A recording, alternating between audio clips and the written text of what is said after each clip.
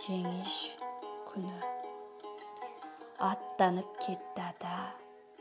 Балдарын таштап коюп, коштошуп калды апа.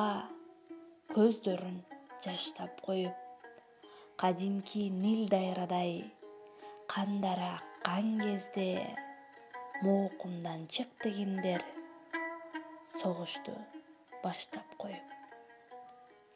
Орундоо ишке ашпай, ой максат кыял калган, коштошуп түгөй менен кош бойлуу аял калган. Сүйгөнүн таштап коюп, сүйүктүү жигит кетип, тоз топур калды үйдө, тойго деп даярдалган.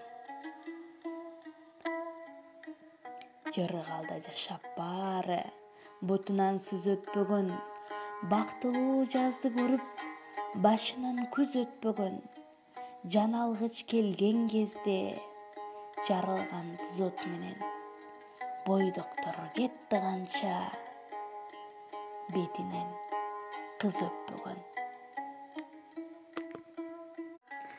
Төгүлгөн кан сыяктуу, төгүлгөн арман ыза, кайтпады канча улан ата эне маңдайына, кырчындай өмүрлөрүн кыйышып тынчтык үчүн алып келген ушул күндү алмашып жандарына.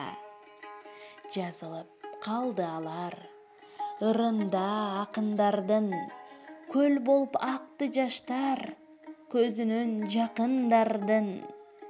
Ар жылы жеңиш күнү аянтка чыгып алып, майрамдап турса керек рухтары баатырлардын.